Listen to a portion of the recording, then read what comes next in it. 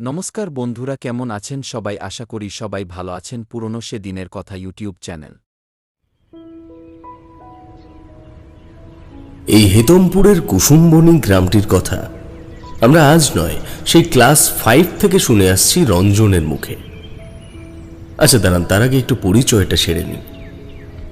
সেবার ঠিক হলো আমি, পলাশ, অমল, রঞ্জন, প্রিয়াঙ্কা ও মৌলি ঘুরতে যাব হেতমপুরের কুসুমবনী নামক একটি গ্রামে। সবার সাথে একটু পরিচয় না করালেই নয়, তাই একটু সংক্ষিপ্তভাবে বলে দিই। অমল এক কথায় ধূর্ত, সাহসী ও দীপ্ত বুদ্ধিসম্পন্ন ছেলে। রঞ্জন স্বাভাবিক, প্রাণবন্ত, প্রচুর অর্থ প্রতিপত্তি সম্পন্ন ধনী মানুষের পুত্র। প্রিয়াঙ্কা পুরনো ঐতিহাসিক জিনিসের প্রতি অমোঘ আকর্ষণ। হবি পার্ক সার্কাসের অ্যান্টিক মার্কেটে সপ্তাহে একদিন অন্তত গিয়ে কিছু একটা কিনে বাড়িতে এনে রাখা। মৌলি সুন্দর গান গায়, কিন্তু যে কোনো বিষয়ে অতিরিক্ত প্রতিক্রিয়া করে ফেলে। আমারও পলাশের কথায় পরে আসছি। রঞ্জনের বাবার বদলির চাকরি হওয়ার কারণে ঝাড়খণ্ডের আরগামো থেকে যখন ওরা কেষ্টপুরে এলো, সেই সময় থেকেই আমাদের সঙ্গে তার বন্ধুত্ব। স্কুলের টিফিনে, বিকেলে ক্রিকেটের মাঠে, এমনকি কোনো কোনো সময় ছুটির দিনে বাড়িতে চলে এসেও এই কুসুমবনী গ্রামে তাদের পূর্বপুরুষদের যে এক বিরাট কর্মকাণ্ড রয়েছে সেটাই শুনিয়ে যেত। অবশেষে আমরা প্রত্যেকেই এই গন্তব্যের ব্যাপারে মনস্থির করতে পারায় রঞ্জন যেন হাতে চাঁদ পেল। তার মনের ভেতরে পুষে রাখা অপার ইচ্ছেটা পূর্ণ হলো যেন এতদিনে। এখানে বলে রাখি, পল অর্থাৎ পলাশ নিয়োগী, তাকে নিয়ে আমাদের বরাবরই আলাদা রকমের আবেগ থাকে। যে কোনো সাধারণ বিষয়কে বিকৃত করে খুব বড়সড় একটা হাস্যরসযুক্ত পদার্থে পরিণত করায় তার জুড়িমেলা ভার। একদম নিউ টাউন থেকে শিয়ালদহ স্টেশন পর্যন্ত প্রিয়াঙ্কা ও মৌলির ব্যাগ টানতে টানতে বেচারা ক্লান্ত হয়ে পড়েছিল। গন্তব্যমুখী ট্রেনে চেপে যখন আমি তার হাতের থেকে ব্যাগগুলো নিয়ে বাংকারে তুলতে যাব, সে সময় সে খাপ্পা হয়ে বলেছিল, এই দোস্তিদা, দেখো এখন শেষ মুহূর্তে এসে এত দোস্তি দেখানোর দরকার নেই, তুমি বসে পড়ো, তোমার ব্যাগটা আমি তুলে দিচ্ছি। এবার মূল ঘটনায় আসি। যে কারণে এই কাহিনীটি আজ স্মৃতি রোমন্থিত করছি, তার কারণটি খুব ভয়ঙ্কর। রঞ্জনদের বাড়ির বাৎসরিক কালী পুজো ছিল কাল। সেই মূর্তির জিভ ও চোখ দুটোর দিকে তাকিয়েই ব্যাপারটা আবার কাল বৈশাখীর মতো মাথায় ঝাপটা দিল। আমার নাম সুমিত দস্তিদার।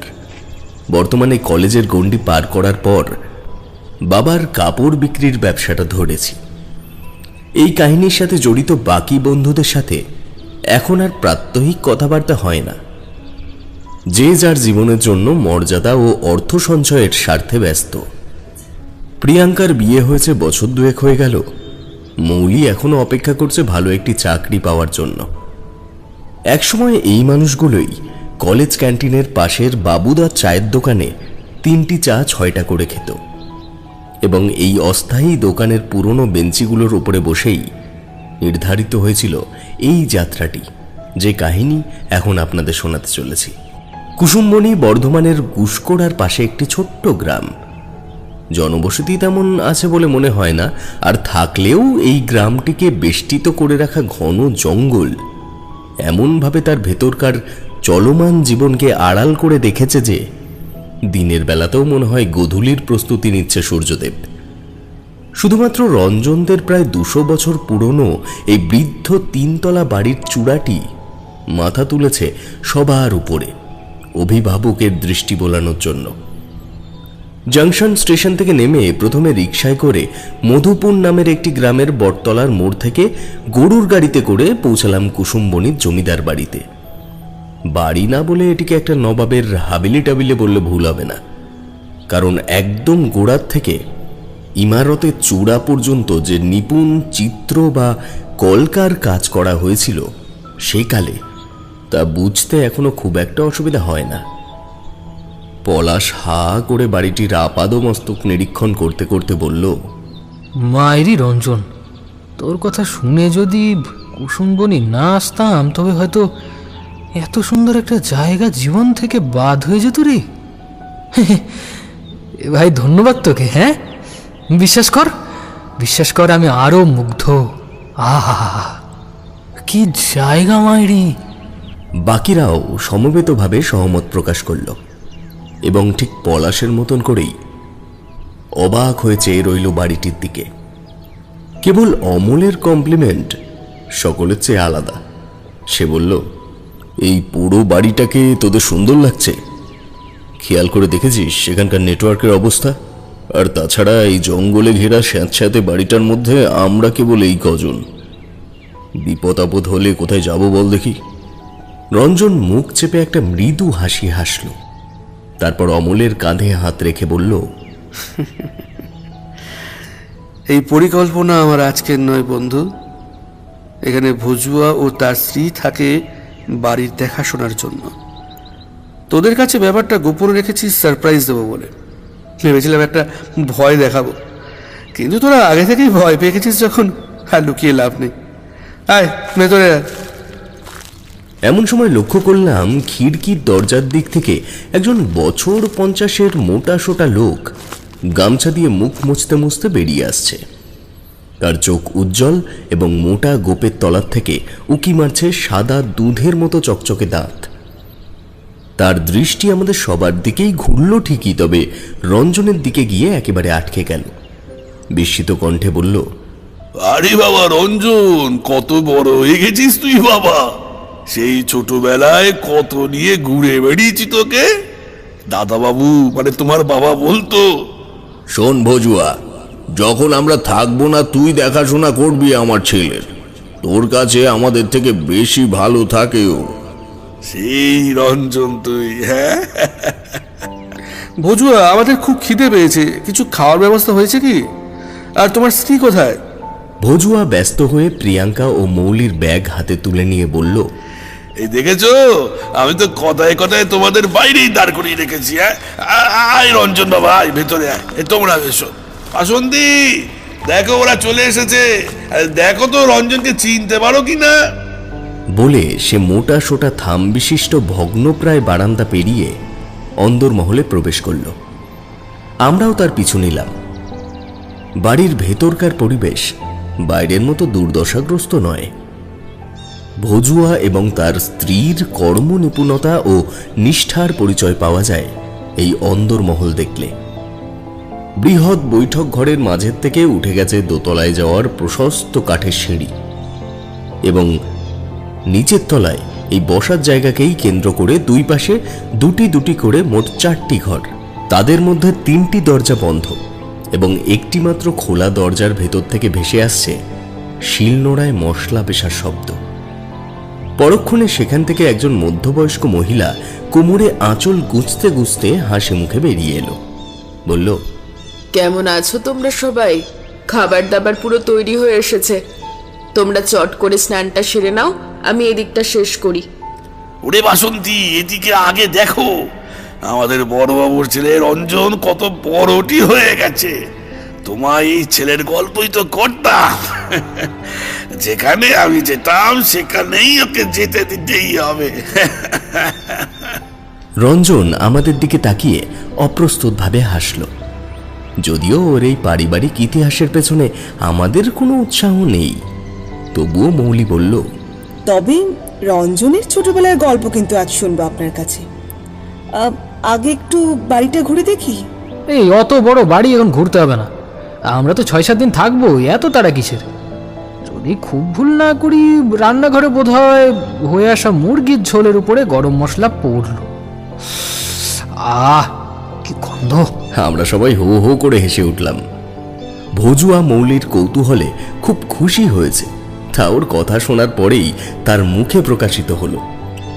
পলাশ দ্রুত সিঁড়ি ভেঙে 3-4 ধাপ উঠে যাওয়ার সঙ্গে সঙ্গেই ভজুয়া ব্যস্ত হয়ে বলল, না না, উঠি করো না বাবু, দোতলার অবস্থা ভালো নয়।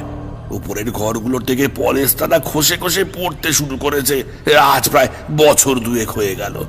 কখন কি বিপদ হয়ে যায়, এই জন্য আমরা আবার উপরে যাই না। তোমাদের থাকার ব্যবস্থা নিচেই করা হয়েছে। এসো এসো, দেখিয়ে দিই। পলাশ নিরাশ হয়ে নেমে এলো নিচে। রঞ্জন বলল, বাবাকে জানিয়েছিলে এই ব্যাপারে? আমি বড়বাবুকে চিঠি দিয়েছিলাম তখনই, উনিও এসেছিলেন, কিন্তু তেমন তো কিছু বলে যাননি বা কাজও করালেন না। বললেন পৈতৃক ভিটে না হলে কবেই বিক্রি করে দিতাম, সাবধানে থাকতে চলে গেলেন। কথা বলতে বলতে ভজুয়া পাশের দুটি ঘর খুলে দিল। প্রিয়াঙ্কা ও মৌলি তার মধ্যে একটি ঘর নিলে আমরা অন্যটিতে গিয়ে ব্যাগপত্র রাখলাম।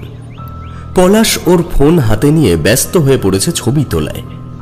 রঞ্জন ঘরের চারিদিকে একবার চোখ বুলিয়ে বলল, খুব ভালো না মনে থাকলেও ঘরের ভেতরে অনেক বড় বড় ছবি, পেতলের ঘোড়া, ফুলদানি এসব তো ছিল, সেগুলো কি সবই?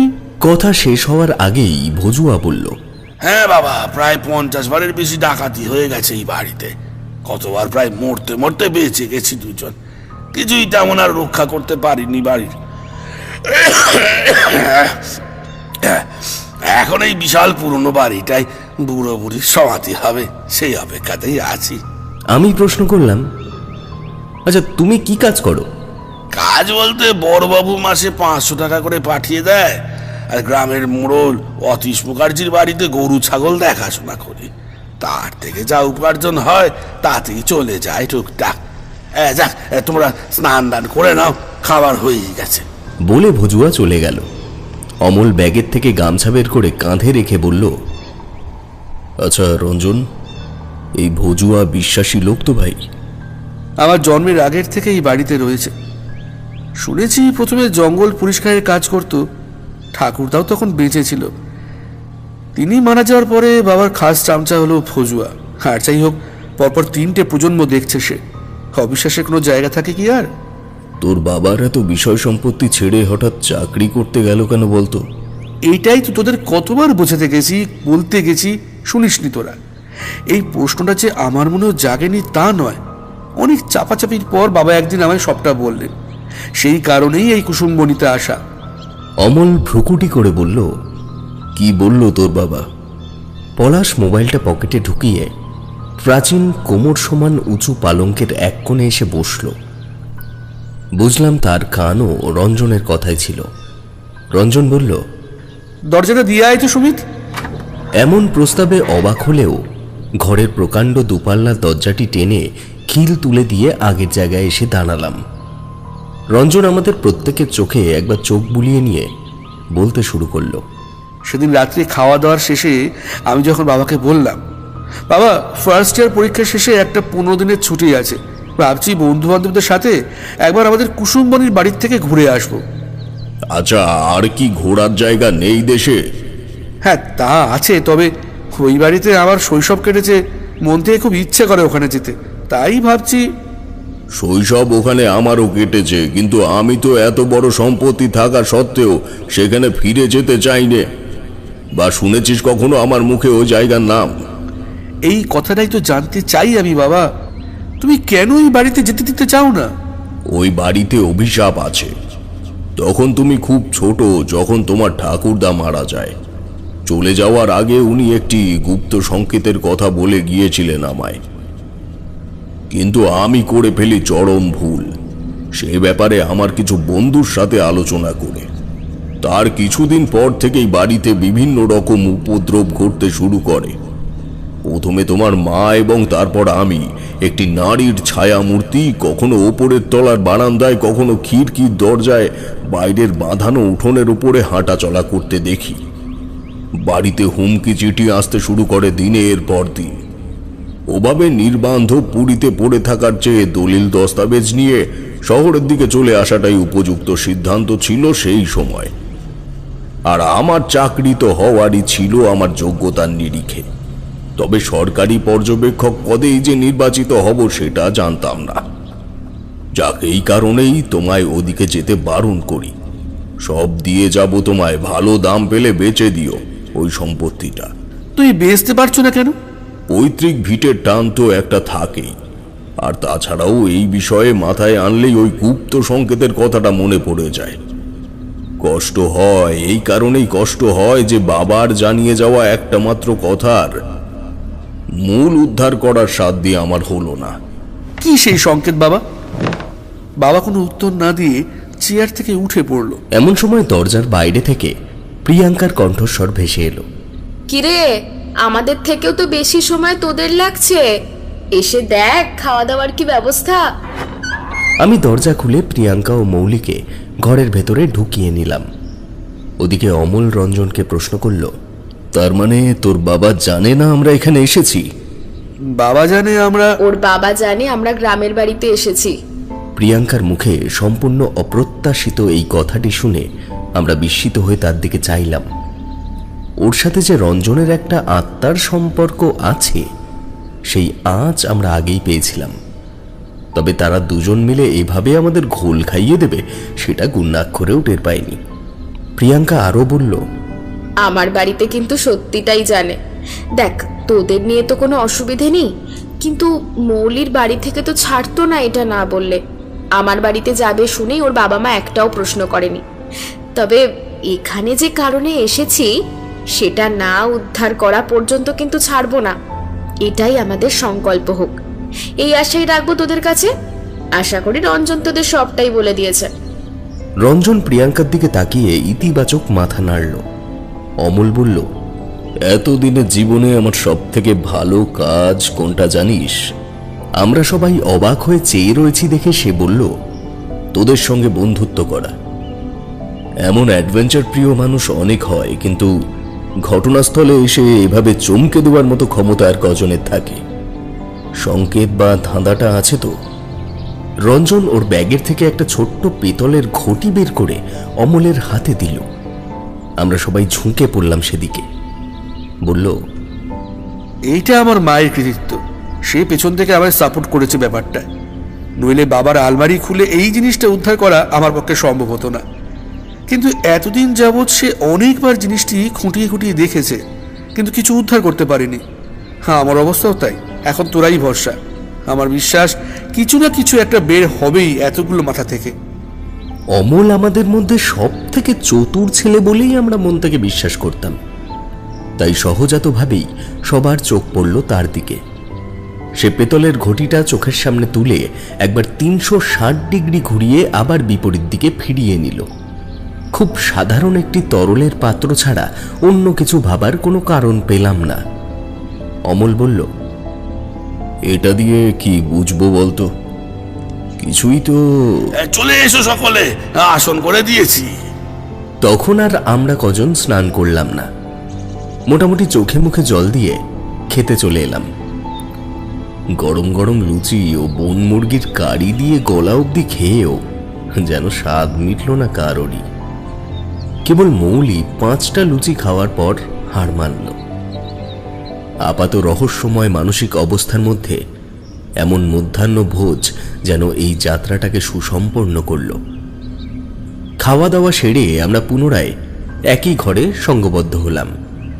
ভজুয়া চলে গেল মোড়লের বাড়ির কাজ সারতে। তার স্ত্রী তখন আমাদের দিয়ে থুয়ে নিজে খেতে বসেছে।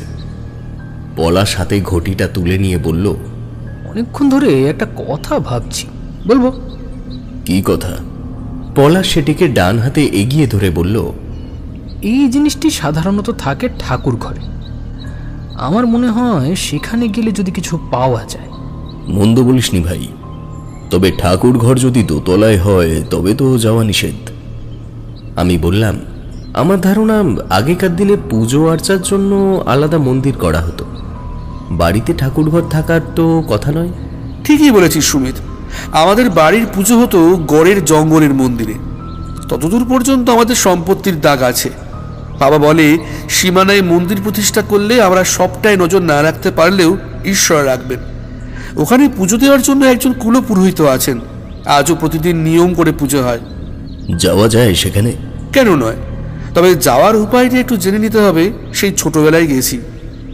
মৌলি প্রতিবাদের ভঙ্গিতে হাত নেড়ে বলল, এই আচ্ছা শোন, তোরা ওই বাবার বয়সী লোকটাকে নাম ধরে ডাকছিস কেন বলতো? সে তো রঞ্জন ডাকছে, তাই আমরাও। মৌলি, তাকে ছোট থেকে এই নামে ডাকি আমি। আমার একমাত্র বাল্যবেলার বন্ধু, তাকে কি কাকু বলে ডাকবো? আর আমার বন্ধু মানে তো তোদেরও বন্ধু, তাই তোরাও এই নামেই ডাক, এটা সে খুশিই হবে। চল, এখন সন্ধ্যা লাগানো যাবে না? আশপাশটা কেমন জঙ্গলটা তোরা দেখেছিস? প্রিয়াঙ্কা, টর্চ দুটো নিয়ে নে তো। লক্ষ্য করলাম এই গোপন প্রণয়ী দুজন সম্পূর্ণ পূর্ব প্রস্তুতি নিয়েই এসেছে এই অভিযানের জন্য।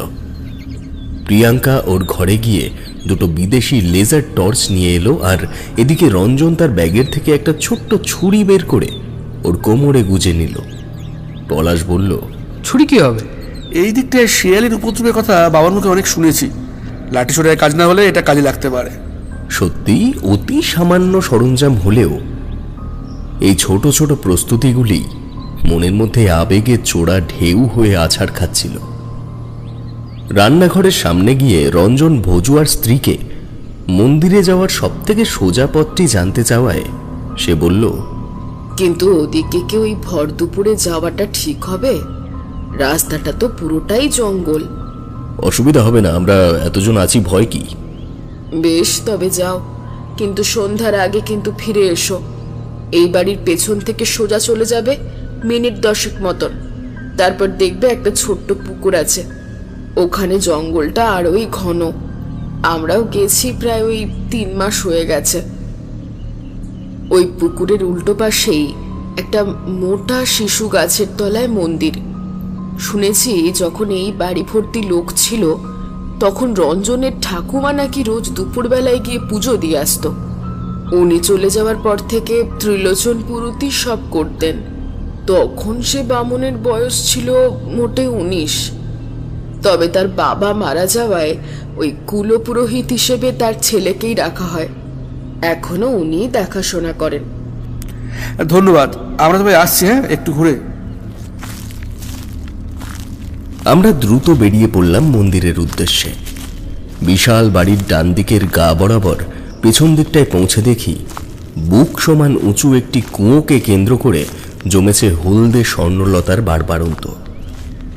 আমাদের মধ্যে অমলের উচ্চতা সবার থেকে বেশি হওয়ায় সে অনায়াসেই কুয়োর উপর থেকে মাথা গুলিয়ে নিচের দিকে তাকালো। তারপর বিড়বিড় করে বলল, এর মধ্যে ছুরি কাঁচি কে ফেলে রাখলো আবার? আমরাও পায়ের বুড়ো আঙুলে ভর দিয়ে নিচের দিকটায় একবার এক পলকের জন্য দেখে নিলাম। সত্যি জলশূন্য অগভীর কুয়োয় খড়খড়ে ভূমিভাগে মাথার উপরে তীব্র সূর্যের আলোয় ঝলসে উঠছে একটা ধারালো ছুরির মতো কোনো অস্ত্র। আমরা একে অপরের মুখের দিকে চেয়ে আবার হাঁটতে শুরু করলাম। সত্যি অতি ঘন জঙ্গল এই অঞ্চলে। ঘন ঘন আম কাঁঠালের গুড়ি তো আছেই, তার সাথে সাথেই পাল্লা দিয়ে অভিভাবকের ন্যায় মাথা চাড়িয়েছে শাল সেগুনের প্রশাখা। গাছে গাছে বিভিন্ন চেনা অচেনা পাখিরা বোধহয় আমাদের আগমনেই খাপ্পা হয়ে ঝগড়া করতে শুরু করল। জঙ্গলের মাঝের থেকে একটা সরু পায়ে হাঁটা পথ ছিল, তার রেখা আবছা হলেও তখনও বোঝা যাচ্ছে। আমরা সেই পথ ধরেই এগিয়ে চলেছি ঘন জঙ্গলের সুড়ঙ্গ ভেদ করে। যত পথ ফেলে আসছি তত যেন পরিবেশ ঠান্ডা হচ্ছে এবং দিনের আলো হচ্ছে ক্রমশ ঘোলাটে। এমন সময় হঠাৎ পলাশ হাতের ইশারায় সবাইকে দাঁড়িয়ে পড়ার ইশারা করে বলে উঠল, এই ওটা কি? তৎক্ষণাৎ ও দৃষ্টি অনুসরণ করলাম। কয়েক মুহূর্তের জন্য হলেও মনে হলো একটা লোক চোখের নিমেষে নিজের চেহারা গোপন করে পালিয়ে গেল। কেবল পলাতকের পরনের লাল চেকের জামাটা ছাড়া আর কিছুই তেমন দৃষ্টিগোচর হলো না। অমল নিচু গলায় বলল, কে বলতো? আমাদের কি ফলো করছে কেউ? আমাদের আবার কে ফলো করবে? উত্তর দেয় মৌলি। তবে ওই লোকটাকে অভিজ্ঞতা যা বলে ওনার পোশাক আশাক দেখে মনে হলো যে উনি এই আইদো গ্রামের লোক নয়, শহুরে লোক। আমারও তাই মনে হলো, বলল রঞ্জন। আমার মনে হয় এখানে দেরি করাটা আমাদের ঠিক হবে না, তাহলে আবার ওদিকে দেরি হয়ে যাবে। সবাই আমার কথায় সহমত প্রকাশ করল। সকলে আরো কিছুক্ষণ এগোনোর পর ভোজু আর স্ত্রীর কথা মতো পাওয়া গেল একটা ছোট্ট জলাশয়। সবাই একটু দাঁড়িয়ে পড়তেই একটা নতুন রকমের পরিবেশের সাক্ষী হলাম আমরা সকলেই। ট্রাফিক ও মানব জঞ্জালে ভরা শহরের অধিবাসীরা যদি এই প্রকার সবুজে ভরা দুর্ভেদ্য জঙ্গলের মধ্যে কখনো এসে পড়ে, তবে এই জাগতিক আর্তনাদ তাদের কাছে কোনো রূপকথার গল্পের পৈশাচিক হাসির মতো লাগবে। কেবল কয়েকটা পাখির ডাক আর ঝিঁঝি পোকাদের তীব্র আর্তনাদ ছাড়া আর কোনো প্রকার সজীব অস্তিত্ব এখানে কানে বাজে না। তবে এই আপন রূপে মত্ত জঙ্গলের শব্দের মধ্যে যুক্ত হলো একটা রিন রিনে নুপুরের মতো শব্দ। প্রিয়াঙ্কা বলল, ঘুঙুরের শব্দ না? হ্যাঁ তাই তো, কেউ কি ঘুঙুর পরে হাঁটছে? আমারও তাই মনে হয়। শব্দটা ওই সামনের দিক থেকেই আসছে, ওই যে ওই পুকুরের ওপার থেকে। এই চল তো দেখি। পলাশ একটা শুকনো কাঠের ডাল হাতে তুলে নিয়ে সবার আগে চলল। মৌলি আতঙ্কে শিউরে উঠে আমার পায়ে পায়ে হাঁটতে শুরু করেছে। পুকুর পেরিয়ে তার বিপরীত দিকে পৌঁছতেই বেটে বট অসত্যের পাতার ফাঁকের থেকে আবিষ্কার করলাম একটা পোড়ো মন্দির। ঘুঙুরের শব্দটা তখন আর নেই। প্রত্যেকের অনুসন্ধানী চোখ চারিদিকে প্রত্যক্ষ করছে তখন, আর পা অচিরেই এগিয়ে চলেছে মন্দিরের দিকে। যে শিশু গাছের নিচে এই মন্দির, তার শেকড় বাকড়গুলো পুরনো দেবালয়টিকে মাকড়সার জালের মতো ঘিরে নিয়ে সেটির সৌন্দর্য ছিনিয়ে নিয়ে একটা ভয়ঙ্কর রূপ দিয়েছে। আমাদের সমবেত পায়ের শব্দেই বোধহয় ভেতর থেকে একজন বছর ৬০-৬৫ বৃদ্ধ গায়ে রামাবলি পেঁচিয়ে বেরিয়ে এলো। প্রিয়াঙ্কা জিজ্ঞেস করল, আপনি ত্রিলোচন ঠাকুর? বৃদ্ধ হাত জোড় করে বলল, আর আপনারা? আমরা প্রত্যেকেই তখন বিস্ময়ে জর্জরিত। পলাশ কুনোয়ের গুঁতোয় রঞ্জনকে এগিয়ে দিতেই সে বলল, আমার নাম রঞ্জন সেনগুপ্ত, মলয় সেনগুপ্তর ছেলে আমি। আপনি বোধহয় আমায় অনেক ছোট দেখেছিলেন।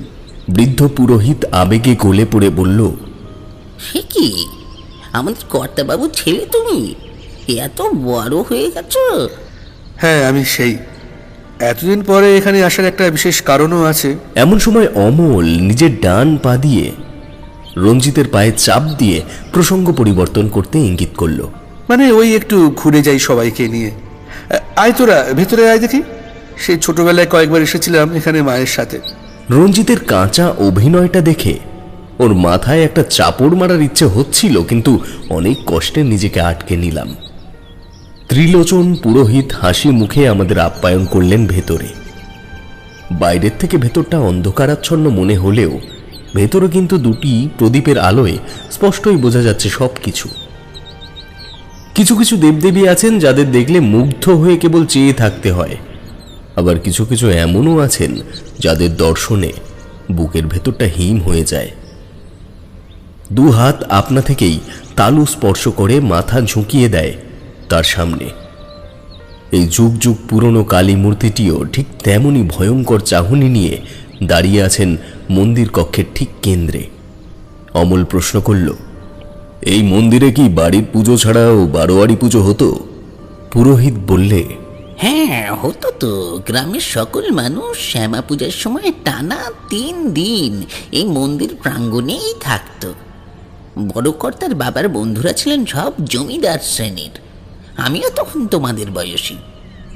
বাবা মারা যাওয়ার আগে শুনেছিলাম শুধু গ্রামবাসী নয়, ভিন দেশের জমিদার ও নায়েবদের ভিড় লেগে যেত এখানে।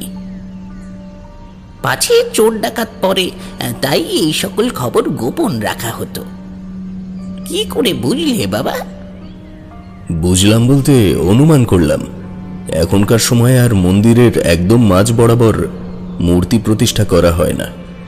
আগেকার দিনে এই চল ছিল, কারণ সারা গ্রামের মানুষ একত্রিত হয়ে মূর্তির চারিদিকে গোল হয়ে বসে উপাসনা করত। তাছাড়াও আচার অনুযায়ী প্রতিমাকে প্রদক্ষিণ করে বিভিন্ন রকম মানত বা ব্রত সমাপ্তি করা হতো। তাই আগেকার দিনে চারিদিকে এই শূন্য স্থান রাখা হতো। বাবা, তুমি তো সত্যিই অনেক জানো। কেন বলুন তো, আমার ব্যাপারে কি আপনাকে আগে কেউ কিছু বলেছে? পুরোহিত অপ্রস্তুত হয়ে বললে, না মানে আমি মানুষের মুখ দেখে খানিকটা অনুমান করতে পারি। বেশ, তবে আমাদের দেখে কি আপনার গর্ধব মনে হচ্ছে? রঞ্জন চোখ গোল গোল করে পলাশের দিকে তাকিয়ে পুরোহিতকে বলল, চলুন ঠাকুর মশাই, আপনার কাছে একটু আগের সময়ের গল্প শুনি। বাবাও আপনার কথা খুব বলে। ওরা দেখুক একটু ঘুরে ঘুরে। এই কাজটায় রঞ্জনকে 100-100 না দিলেই নয়। সঠিক সময়ে পুরোহিতকে নিয়ে বাইরে চলে গিয়ে আমাদেরকে অনুসন্ধান করার সময় করে দিল। প্রিয়াঙ্কা দ্রুত টর্চ বের করে একটি আমার হাতে দিল আর অন্যটি নিজে জেলে মন্দিরের দেওয়ালের চারিদিকে ফেলতে শুরু করল। আমি কালী মূর্তির একদম পায়ের থেকে মাথার মুকুট পর্যন্ত একবার ভালোভাবে দেখে নিলাম। অমল ঠিক আমার সামনে একই জিনিস আরো খুঁটিয়ে দেখল।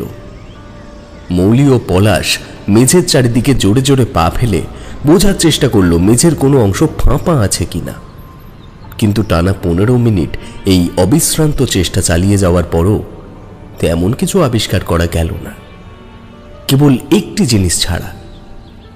শেষবার যখন প্রতিমার দিকে আপাদমস্তক টর্চের আলো ফেললাম, তখন অমল আবিষ্কার করল প্রায় 5 ফুট উঁচু এই পেতলের শ্যাওলা ধরে যাওয়া কালী মূর্তির নিচে শায়িত মহাদেবের ডান হাতের মধ্যমাটি নেই। একই সাথে সেই না থাকা আঙুলটির শূন্য স্থানটি এমনভাবেই পালিশ করা যে দেখে মনেই হয় না কখনো সেই স্থানে কোনো আঙুল আদৌ ছিল। অমল বলল, না, এখানে তো তেমন কিছু পাওয়া গেল না। এখন কেবল ভরসা রঞ্জনের ঠাকুরদাদার ঘর, যেটা আমি আগের থেকেই ভেবে রেখেছি, কিন্তু ওখান থেকেও যদি আমাদের নিরাশ হয়ে ফিরতে হয় তবেই পড়ব বিপাকে। চল এখন ফেরা যাক।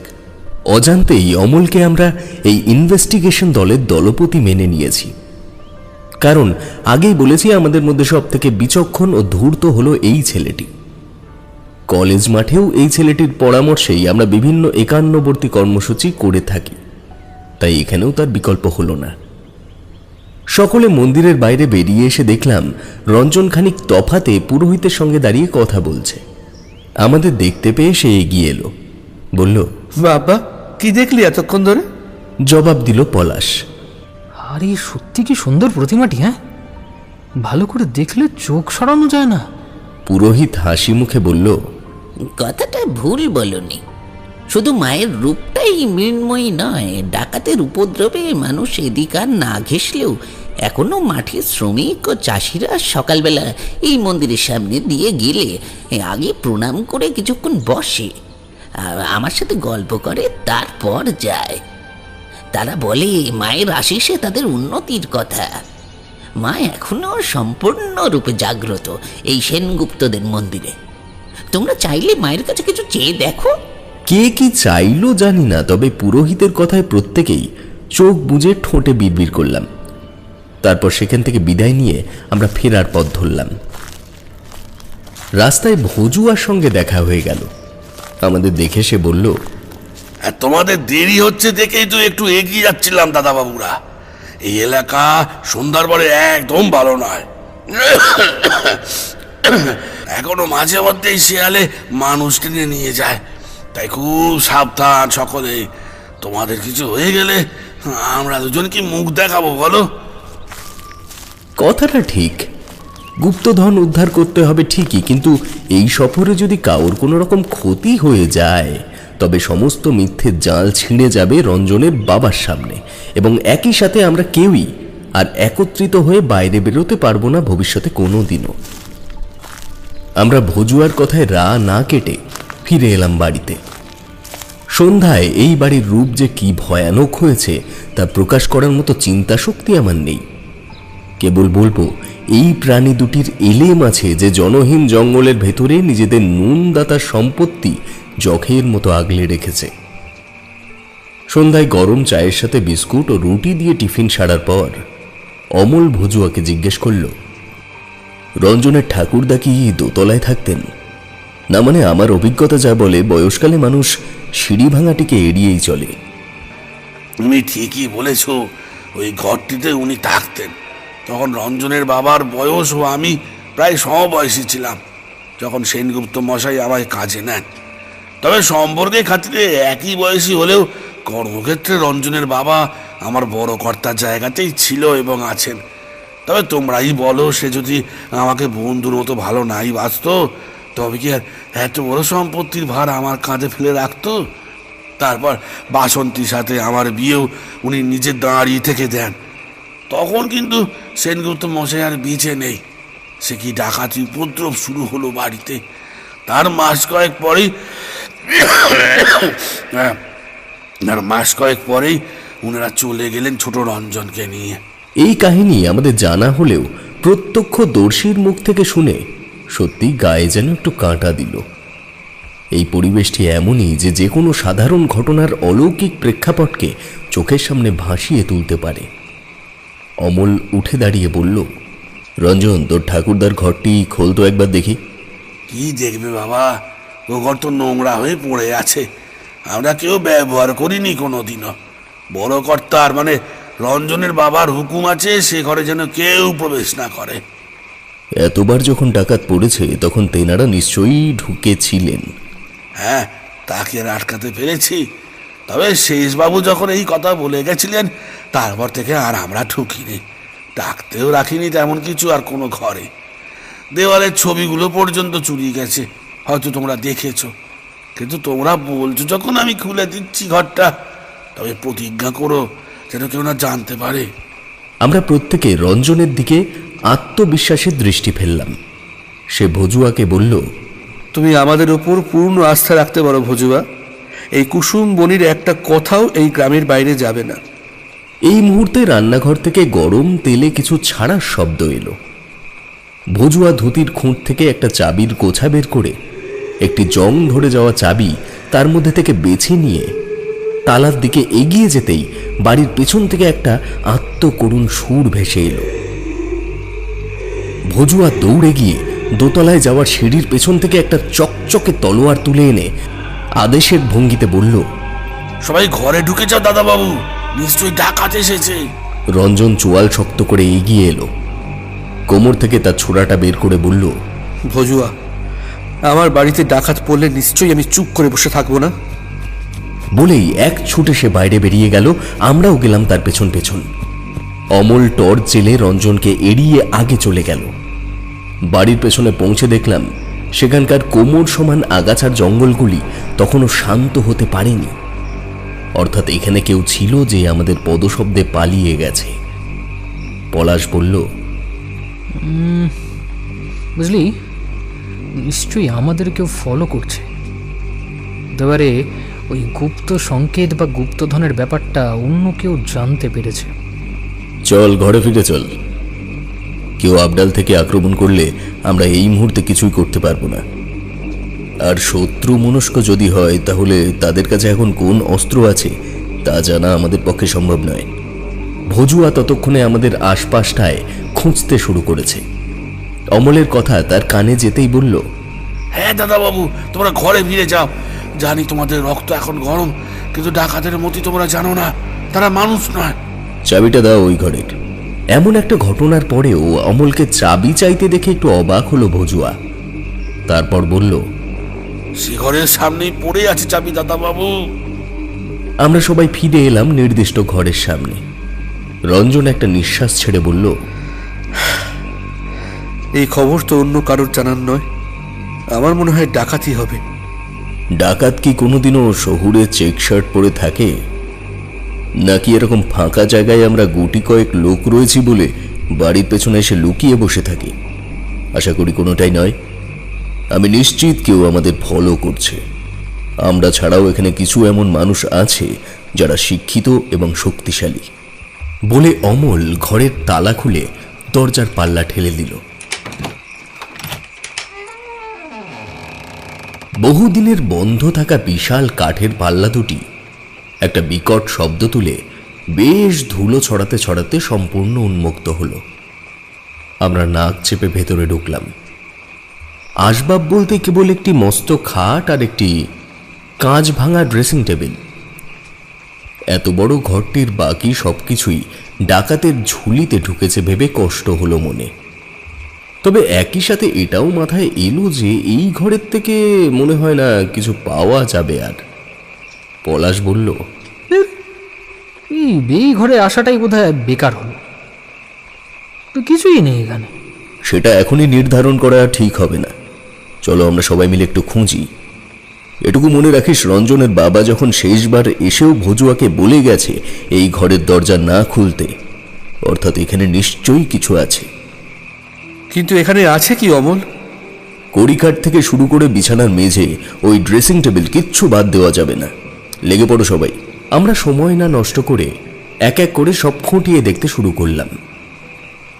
কিন্তু অবশেষে হতাশ হয়ে পলাশ ভগ্নপ্রায় ড্রেসিং টেবিলে একটা সাক্ষাৎ ধাক্কা মারতেই তার নড়বড়ে অবশিষ্ট কাঁচগুলি একেবারে গুঁড়ো গুঁড়ো হয়ে মেঝের চারিদিকে ছড়িয়ে ছিটিয়ে গেল। অমল বলে উঠল, এক্সিলেন্ট পলাশ, এটা তো মাথাতেই আসেনি। আসবাব দুটি একবার সরিয়ে দেখা যায় কিছু পাওয়া যায় কিনা। আয় ধর দেখি। আমরা বিনা বাক্য ব্যয়ে সবাই হাত লাগালাম অমলের সাথে। প্রথমে ড্রেসিং টেবিলটা খানিক সরিয়ে তার নিচটা ভালো করে দেখলাম। তারপর অতি কষ্টে বিছানার 4টি কোণ ওঠাতেই পলাশের পায়ের দিকের পায়ের তলার থেকে খানিকটা স্প্রিংয়ের মতো ঝুলে পড়ল একটা 3 ভাঁজের কাগজ। উত্তেজনায় চিৎকার করে উঠলাম আমি, ওই তো ওটা একটা কাগজ মনে হচ্ছে না?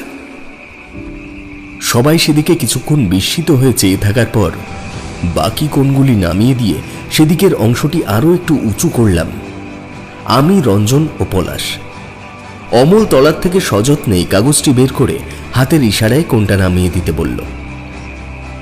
সবাই হুমড়ি খেয়ে পড়লাম কাগজটির দিকে। প্রিয়াঙ্কা নিচু গলায় বলল, আমাদের ঘরে চলো, ভজুয়া চলে এসেছে। সে কিছু সন্দেহ করলে রঞ্জনের বাবার কানে কিন্তু খবরটা চলে যাবে। প্রিয়াঙ্কা একদম ঠিক বলেছে অমল, চল ঘরে চল। আমরা ঘরে এসে দরজা দিলাম। অবাক করলো একটি বিষয়, ভজুয়ার স্ত্রী এত কিছুর পরেও রান্নাঘরের থেকে বেরোয়নি। বিষয়টা অন্য কেউ লক্ষ্য করেছে কিনা জানি না, তবে আমার কিন্তু বেশ মনে ধরেছে বিষয়টা তখনই। এদিকে অমল সেই কাগজটি খুলে চোখের সামনে মেলতেই দেখতে পেলাম তার উপরে 8 লাইনের একটি ধাঁধা লেখা আছে, যথা জাতক ছায়ার নিচে তাহার ভূষণ আছে, 4 করেতেই কাঁটি হালকা সেথায় মাটি, সেই স্থানেতেই থেকেও ঘড়া পূর্ণ হবে দেখো, গুপ্তরাশি উঠিয়ে নিয়ে পাত্র বাড়ি রেখো। সমস্তটা পড়ে প্রিয়াঙ্কা বলল, কিছু বুঝতে পারলি তোরা কেউ? পলাশ ঠোঁট উল্টে না জানিয়ে দিল। মৌলি আঙুল কাটল তাতে। অমল বলল, আমি কিন্তু কিছুটা হলেও বুঝেছি। আমরা সবান্ধবে জিজ্ঞেস করলাম তাকে বিষয়টা কি। অমল কিছু বলার আগেই রঞ্জন বলল, দেখো অমল, আমার মনে হয় আমাদের সমস্ত ব্যাপারটা এই ঘর থেকেই জেনে নেওয়া উচিত। শত্রু লেগেছে পেছনে অমল। প্রত্যেকের মাথায় যদি ধাঁধাটা একবার স্পষ্টভাবে ঢুকে যায়, তবে আমাদের মধ্যেই কেউ না কেউ ঠিক সেটা উদ্ধার করে গা ঢাকা দিত। মানে বুঝতে পারছিস তো, আমি চাইছি না ওরা সবাইকে একসঙ্গে আক্রমণ করার সুযোগ পাক। কথাটা ঠিকই বলেছিস, দেখে চেষ্টা করা যাক। জাতক ছায়ার নিচে, জাতক মানে জন্মগ্রহণকারী বা যে জন্মেছে, তার মানে শিশুর ছায়া মানে শিশু গাছের নিচে সেই মন্দির। তারপর তাহার ভূষণ আছে, মানে যেখানে গুপ্ত ধনভাণ্ডার যা আছে তা যে আভরণ বা গহনা তাতে সন্দেহ নেই, এজন্যই ভূষণ বলে উল্লেখ করা হচ্ছে। 4 করেতেই কাটি, এটাই তো মাথায় ঢুকছে না। 4 করেতেই কাটি এর মানে কি? আমার মনে হয় কাটি মানে কোনো কাটা বস্তুর উদ্দেশ্যে এটি বলা হচ্ছে নাকি। আর ওখানে কাটা বস্তু বলতে তো মহাদেবের আঙুল, তার আঙুল তো ছিল গোড়ার থেকে কাটা, ঠিক নয় কি? এক্স্যাক্টলি, একদম ঠিক। অর্থাৎ 4 করেতেই কাটি হালকা সেতায় মাটি, অর্থাৎ ওই কাটা আঙুল বরাবর যা ওই স্থানের নিচে মাটি হালকা বা ফাঁপা, এটাই দাঁড়ায়।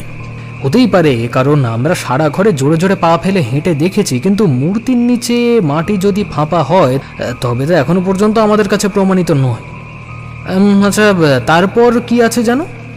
তারপরেরগুলো তো আমি পড়ার সাথে সাথেই বুঝে গেছি।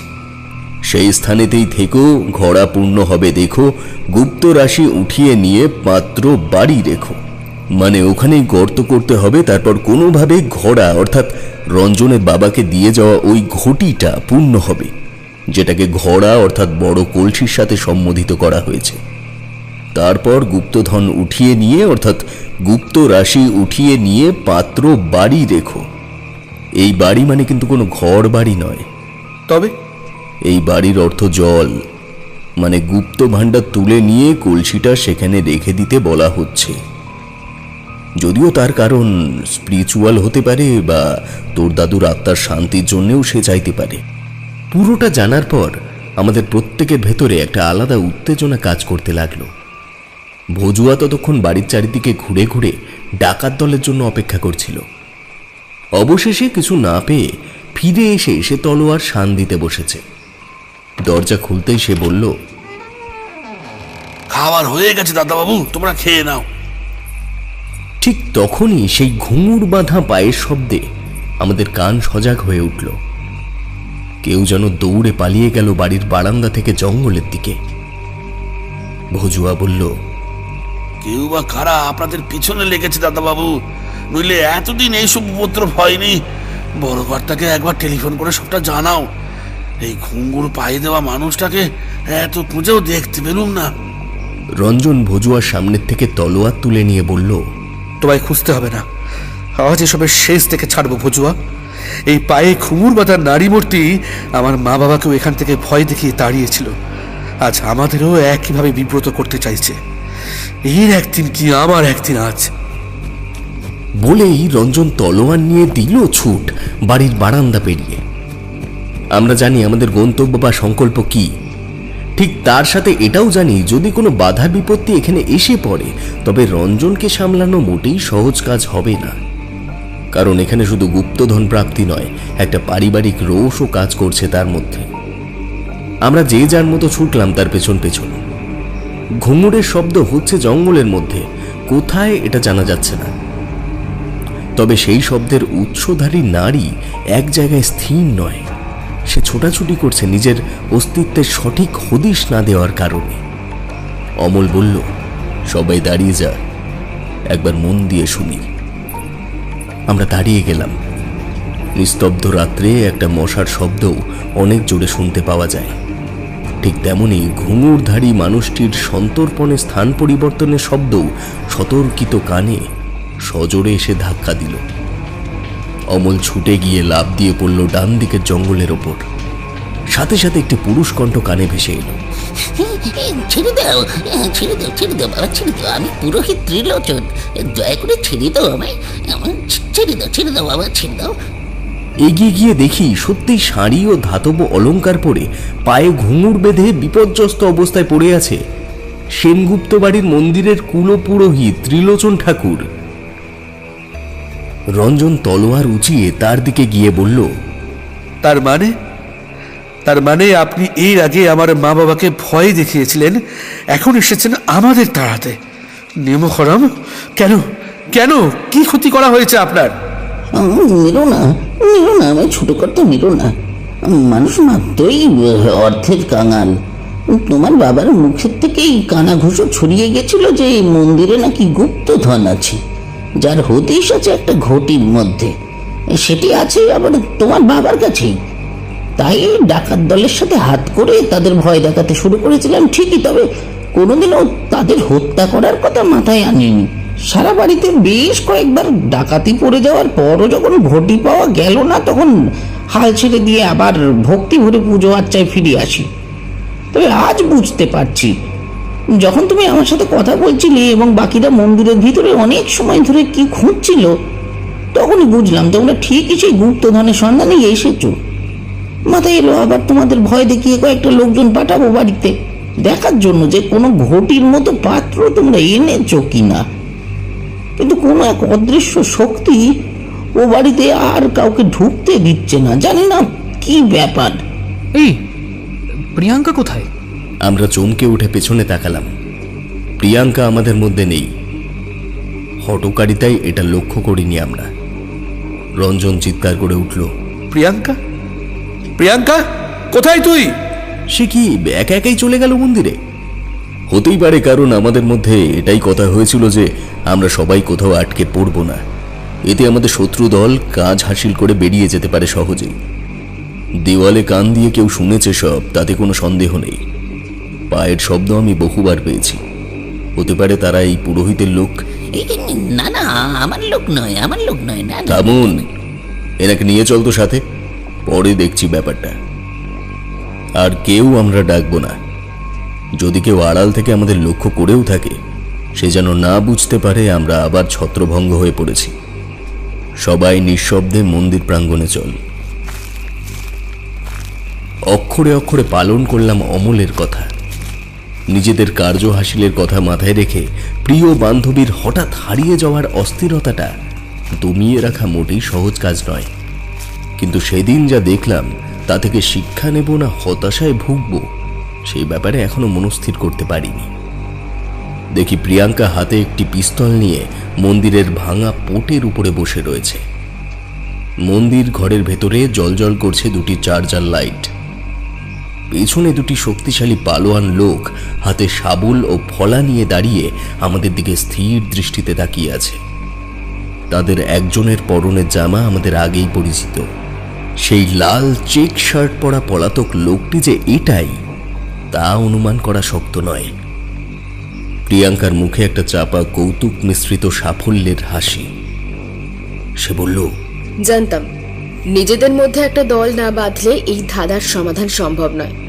তবুও 3 মাস আগে যখন রঞ্জন আমায় বলে, তখনই এই দুজনকে এখানে পাঠিয়ে দিয়েছি, যাতে অন্য কেউ বা রঞ্জন আরো কোথাও এই ব্যাপারটা নিয়ে আলোচনা না করে আর আমায় না নিয়ে এখানে চলে আসে। কিন্তু আমার ভালোবাসার মানুষটি সেটা করেনি দেখে আমি খুব কৃতজ্ঞ হয়েছি। অমল, তোর মাথায় কিন্তু বুদ্ধি আছে ভাই, এই কারণেই তো তোকে নিয়ে আসার জন্য এখানে তো জোরাজুরি করেছি। জিজ্ঞেস কর ওকে কতবার বলেছি।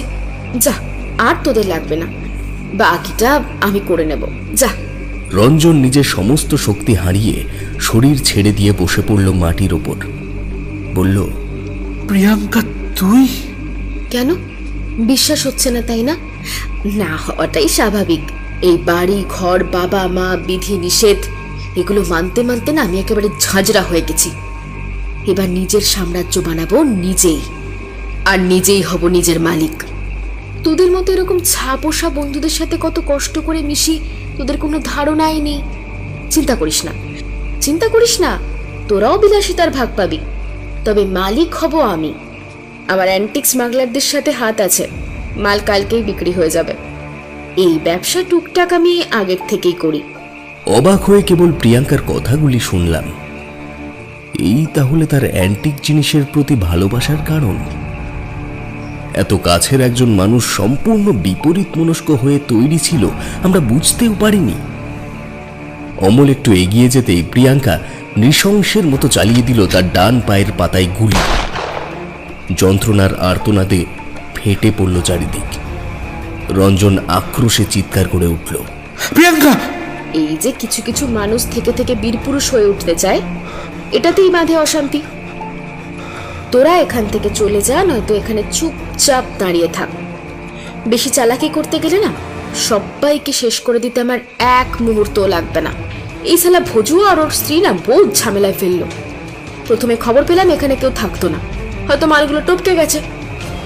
রঞ্জনের কথায় আমি চুপ করে ছিলাম ঠিকই, কিন্তু এখানে এসে চমকে গেলাম ওদেরকে দেখে। আমার লোকেরা কিন্তু ওই বাড়িতে ঢুকে কাউকে এতদিন দেখেইনি। এই কথা শুনে পুরোহিত কাপা কাপা গলায় বলল, মানে মানে ভজুয়া ও তার স্ত্রী এখনো বেঁচে আছে? ওদের তো আমি নিজের হাতে। হ্যাঁ, তুমি নিজের হাতে হত্যা করেছো ত্রিলোচন। আমরা চমকে উঠলাম। দেখি ভজুয়া অনতি দূরে আলো আঁধারিতে দাঁড়িয়ে আছে, তবে তার কণ্ঠ এখন যেন কেমন ভাষা ভাষা। সে বলতে থাকলো, ছুরি দিয়ে আমাদের নলি কেটে সেই ছুরি ফেলেছো বাড়ির পেছনের কুয়োর ভেতরে, তবে সেই অস্ত্র ওরা দেখেছে। আমি অবাক হলাম তোমার লোভ দেখে। আশ্রয়দাতা নুনের মূল্যটুকু দিতে পারলে না তুমি ব্রাহ্মণ সন্তান হয়ে। আমরা থাকলে তোমার গুপ্তধনের সংকেত অনুসন্ধানে বাধা দেব, তাই তুমি আমাদের মারলে ঠিকই। তবে এটা মনে রেখো, সেদিনই ঠিক করেছিলাম তোমার মুখোশ সবার সামনে না খোলা পর্যন্ত তোমায় মারবো না। খুব দেরি হলো না সেই দিনটা আসতে ত্রিলোচন। কত অপরিচিত লোক আসতে দেখেছি বাড়ির ভিতরে এই কদিনে। এই কূটনৈতিক ভাবাপন্ন তোমাদের বান্ধবীটির পাঠানো লোকগুলিও বাড়ির সমস্ত কিছু তছনছ করেছে শেষ 10 দিন আগেও। তবুও চুপ থেকেছি, অপেক্ষা করেছি এই মুহূর্তে। বিশ্বাস ছিল অন্যায়ের শাস্তি ঈশ্বর দেবেই খুব শীঘ্রই। কারণটা তুমিও জানো ত্রিলোচন, সেনগুপ্ত বাড়ির বনেদি শ্যামা এখনো সম্পূর্ণরূপ জাগ্রত। বাসন্তী! হাঁক দিয়ে ভজুয়ার অবয়বটি অন্ধকার থেকে কিছুটা এগিয়ে সকলের দৃষ্টিপযুক্ত হলো। সেই দৃশ্য না দেখলেই বোধহয় ভালো হতো। ভজুয়ার ডান চোখের পাশের থেকে একটা গভীর গর্ত তৈরি হয়েছে। যেখানে রক্ত শুকিয়ে গেলেও চামড়ার টানে মুখটি বেঁকে আছে ডান প্রান্তে। ঠোঁট ও নাকের অবস্থান সমান্তরাল নয়। সেদিকে ভয়ার্ত দৃষ্টিতে তাকিয়ে আছি, এমন সময় একটা তীক্ষ্ণ চিৎকারে আবার মন্দিরের দিকে চাইলাম। দেখি প্রিয়াঙ্কার দেহটিকে প্রায় ফুট 10 উপরে ভাসিয়ে তুলেছে আরো একটি এলোকিসি ক্ষত বিক্ষত নারী মূর্তি। সে আর অন্য কেউ নয়, ভজুয়ার স্ত্রী বাসন্তী। করুণ সেতারের মতো সুর ভেসে উঠল তার কণ্ঠে। কোনো একটা খুব পরিচিত গানের মতো লাগলো সেই সুরটি। রঞ্জন চিৎকার করে উঠল, ওকে ছেড়ে দাও, ওকে কিছু করো না তোমরা। আমি নিশ্চিত সে তার ভুল বুঝতে পারবে। ওকে ছেড়ে দিতে বলো ভজুয়া। ততক্ষণে মন্দির কক্ষে দাঁড়িয়ে থাকা ভীমদর্শী লোকগুলি পরিমরি করে পলাতক হয়েছে। ভজুয়া তার স্ত্রীর উদ্দেশ্যে বললে, ওকে ছেড়ে দাও বাসন্তী, আশ্রয়দাতার সাথে নামখারামি আমরা করতে পারি না, কোনোভাবেই না। তার স্ত্রী মন্ত্রের মতো সেই কথা পালন করল। ভাসমান পালকের মতো রঞ্জনের সামনে এসে প্রিয়াঙ্কাকে নামিয়ে দিল। সে রঞ্জনকে ধরে ব্যাকুল হয়ে কাঁদতে শুরু করেছিল ঠিকই, কিন্তু রঞ্জন সেদিনের পর থেকে আর প্রিয়াঙ্কাকে স্পর্শ করেনি। ভজুয়া ও তার স্ত্রী চলে গেল ত্রিলোচন পুরোহিতের শরীরটাকে যন্ত্রণা দিতে দিতে। এটা শুধু তাদের খুনের প্রতিশোধ নয়, মালিকের সাথে নেমোখারামের পরিমাণও বটে। সেদিন আমরা আগে অমলকে হাসপাতালে নিয়ে গিয়ে ওর ট্রিটমেন্ট চালাই। রঞ্জন পোস্ট অফিসে খোঁজ নেয় যে ওর পাঠানো অগ্রিম চিঠিগুলি কুসুম্বনীর বাড়িতে আদৌ পৌঁছেছিল কিনা। পোস্টমাস্টার বলে শেষ 3 মাস ধরে সেই বাড়িতে গিয়ে কাউকে পায়নি, তা চিঠি দেবেই বা কাকে? এক কথায় পুরো অভিজ্ঞতাটি আমাদের কাছে এখনো অস্পষ্ট। কেবল এটুকু জানি, ভজুয়া ও তার স্ত্রী কেবল আমাদের রক্ষা করার জন্যই দেখা দিয়েছিল তা নয়। আমরা নিশ্চিত তারা এখনো যখের মতন মনিবের সম্পত্তিকে পাহারা দিয়ে চলেছে। অমল সুস্থ হওয়ার পর দুটো জিনিস আমরা খুব সহজেই খুঁজে পাই। যদিও একটা ওই গুপ্তধন উদ্ধার, যেটার পেছনে সব থেকে বেশি বুদ্ধির স্খলন অমলেরই ছিল। আর দ্বিতীয়ত যখন পলাশ বলল, আচ্ছা বুঝলি, আমাদের এবার ভজুয়া আর ওর স্ত্রীর মৃতদেহগুলো খুঁজে তাদের অন্তিম সৎকার করা উচিত। কিন্তু তাদের বডি কোথায় পাওয়া যায় বলতো? এই ক্ষেত্রেও বুদ্ধি অমলেরই ছিল। বলল, ভজুয়া প্রথম থেকেই আমাদের দোতলায় উঠতে দিচ্ছিল না। আমার মনে হয় কারণটা এটাই। দোতলার সবকটি ঘর খুঁজলে আশা করি তাদের মৃতদেহ খুঁজে পাওয়া যাবে। তাই করা হলো। ধাঁধার নির্দেশ অনুযায়ী গুপ্ত ধনসম্পত্তি ভরা বাক্সটি সেই মূর্তির তলার থেকে তুলে নিয়ে সেখানে যখন রঞ্জনের নিয়ে আসা ছোট্ট পেতলের ঘটিটি রাখলাম, জানি না পৃথিবীর কোন বিচিত্র খেয়ালে সমস্ত বিজ্ঞান মনস্কতা মুহূর্তের মধ্যে মিথ্যে প্রমাণ করে দিয়ে সেই খালি ঘটের ভেতরে জল ভরে গেল। আমরা তখন বিচার বুদ্ধির পরিসংখ্যান হারিয়েছি, তাই খুব বেশিক্ষণ ব্যাপারটা নিয়ে ভাবলাম না। কেবল এটাই জানলাম, কোনো রূপকথার দেশে আমরা কয়েকদিনের বাসিন্দা হওয়ার সুযোগ পেয়েছিলাম সেবার। ভজুয়া ও তার স্ত্রী বাসন্তীর কঙ্কাল পাওয়া গিয়েছিল দোতলার পশ্চিমের ঘরটি থেকে। পরবর্তীতে শুধু তাদের অন্তিম সৎকার নয়, কলকাতায় ফিরে এসে বিশেষ কয়েকজন লোক খাইয়ে শ্রাদ্ধ শান্তি অনুষ্ঠিত হয়েছিল। রঞ্জনদের বাড়ির প্রতিষ্ঠিত কালী মূর্তির চোখ ও জিভ সোনা দিয়ে তৈরি। তবে এই নির্মাণ নবীন নয়, এই অলংকার ছিল সেই গুপ্তধনের বাক্সে। তাই কাল পুজোর থেকে আসার পরেই ঘটনাটি বারবার মাথায় ঘুরপাক খাচ্ছিল। রঞ্জনের বাবা পরে জানান, আমার বাবার সময় দূর দূরান্ত থেকে জমিদার নায়েবরা কালী পুজোর সময় বিভিন্ন উপঢৌকন নিয়ে ওই মন্দিরে আসত। সকলেই বাবার বন্ধু ছিল। বাবা আজীবন সেই বহু মূল্যবান সম্পদ, অলংকার, সোনা দানা একত্রিত করে শেষে মায়ের চরণ তলেই গচ্ছিত করে রেখে গিয়েছিলেন। ধাঁধার কাগজটি তিনি আমাকে নিজের হাতেই দিয়েছিলেন এবং ঘরটি দিয়ে বলেছিলেন, যদি তুমি এই ধাঁধার সমাধান করতে পারো তবে এই ঘটের কাজও তুমি বুঝবে। মনে রেখো, এটি তোমার মায়ের খুব পছন্দের একটি পুজো পাত্র। এই সম্পত্তি আমার কাছে বহু মূল্যবান রত্ন ভাণ্ডারের থেকেও বেশি। তাই এটিকে যত্নে রেখে দিও সেই জায়গাতেই। বুঝলেন তো সবটা? তবে এই অমল, এই দুঃসাহসী নির্ভীক দীপ্ত বুদ্ধিসম্পন্ন অমলকে কেন্দ্র করে আমার জীবনে আরও বেশ কয়েকটা কাহিনী ঘটেছে। যদি চান তবে পরে সেগুলো নিয়ে বসবো।